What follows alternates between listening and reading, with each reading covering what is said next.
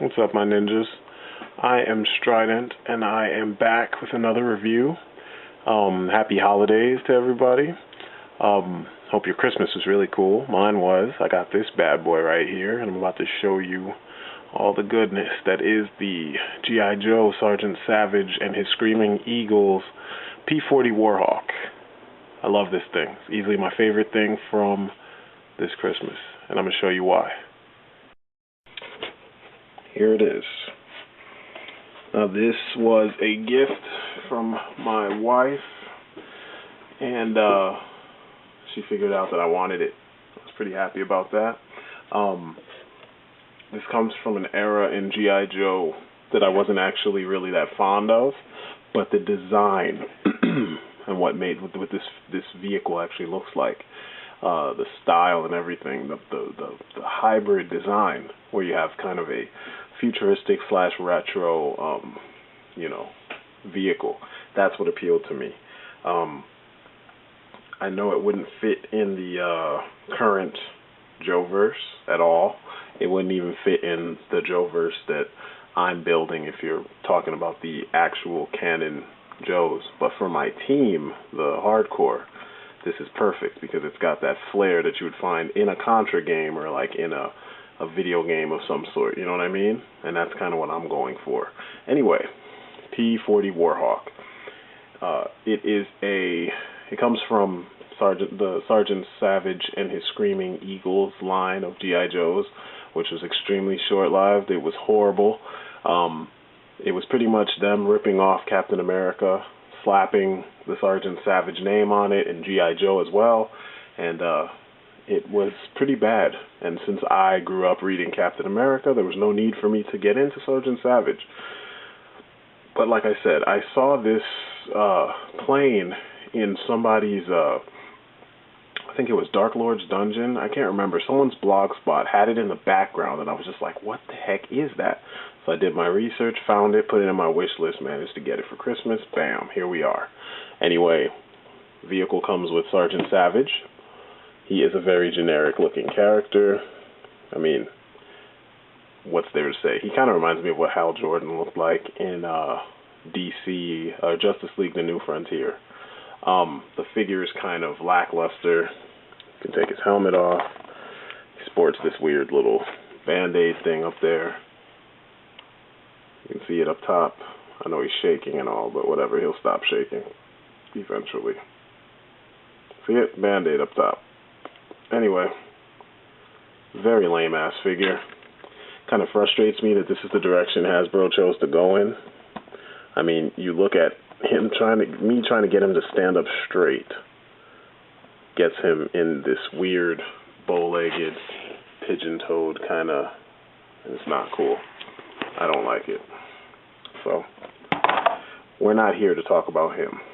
We're here to talk about this lovely vehicle that he came with. Now, there's not too much to this vehicle. I'm going to move around it and show you.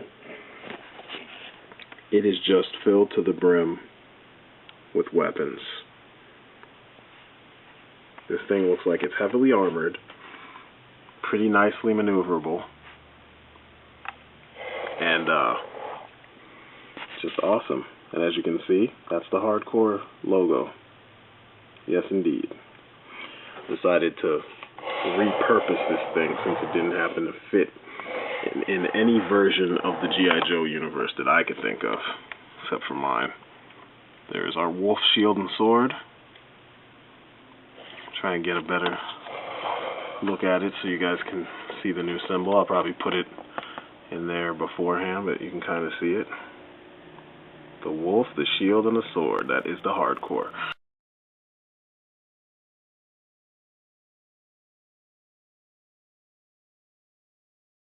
Now, the missiles fire. You have a tab in the back that you press down right there, and fires the missiles. The missiles actually really take some forcing in. You can see you've got extra missiles on the sides, which is really nice.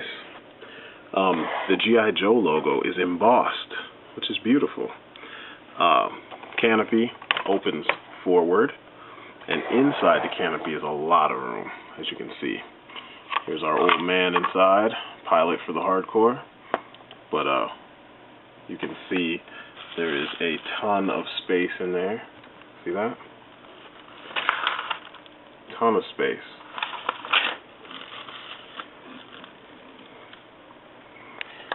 It's just really simple. Simple and badass. Not much more for you to ask for, you know? When you think about it, it's like the perfect kind of old school meets new school kind of plane. So, I dig it. I dig it a lot. I'm glad I was able to get it for this Christmas. It actually is my favorite thing so far that I got for the whole holiday. Easily, you can fit the pilot of your choice in there with little problems. You see my dude looks pretty cool standing there next to it. The green is nice. There's no paint. It's all sticker details and sculpted details. The last thing is the one gimmick about this wonderful plane. And I'm going to show it to you. Let me get the pilot in there again.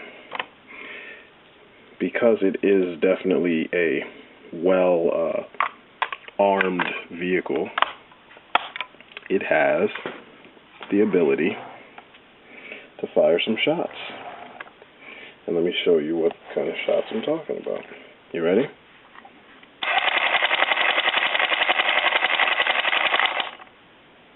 There's a button in the back, right here. See that? And that button allows you to activate the gun and propeller action. It's pretty nice. So while you're one-handing it, with the light, turn on. Freaking nice. So simple, so pretty. Not too much to ask for. And that's it. That is the P40 WARHAWK. It seems very sturdy. It's made out of the old school plastic. It's not like some of the flimsier new school G.I. Joe vehicles and some of the flimsy old school 80s vehicles that don't seem to stand up to actual play. This thing actually seems like you could put it through the ringer and it will come out on top still. Scale. A lot of people probably asking, how big is this thing? Well, here it is next to the M0 Flashhawk, aka the Skyhammer. And as you can see, it's not that bad. It's about the same. Same as what you would expect. You know, it looks like it's from the proper time period. And since they're one-seater, almost pod-like Raptors, it's cool that they're smaller. This thing's a little bigger because it's old school. This would be the precursor to that. And I dig that. I think that's nice. I'm gonna go grab the Sky Sweepers. Here it is next to the Sky Sweeper. Once again, pod style one-man jet. Wingspan looks about right. Here it is next to a hiss, just so you can see what it would look like fighting hisses out on the battlefield. Once again, still looks about right. So you see, this is what I'm talking about. I'm a stickler for scale amongst my figures and my vehicles. I hate when you see something and it looks like it should be able to do more, seat more, or like it should be bigger than what you got. So in this case, they did us a solid, and it is the right scale and size for what you would use it for, and that's awesome to me. So yeah, that is it for this vehicle, this review. I think it's a sweet vehicle. I think it's about 20 to 30 bucks still. I think this is the last one I saw on Amazon, and you know, it has to be because it disappeared from my wish list, which means that's what my wife picked up for me. If you see it, it's worth it. It's very simple, old school. The gimmick is not too, like, you know, obnoxious, where the thing is making tons of noise all the time, every time you touch it. And it's not too plain, you know what I mean? If you dig the old school World War II kind of look on some of your weapons and some of your planes, you know, that toughness to it and that simplicity, then hey, pick it up. This one will stand out in your collection. So anyway, I'm Strident. Happy holidays, and I will see you on the next review. Peace outside, people.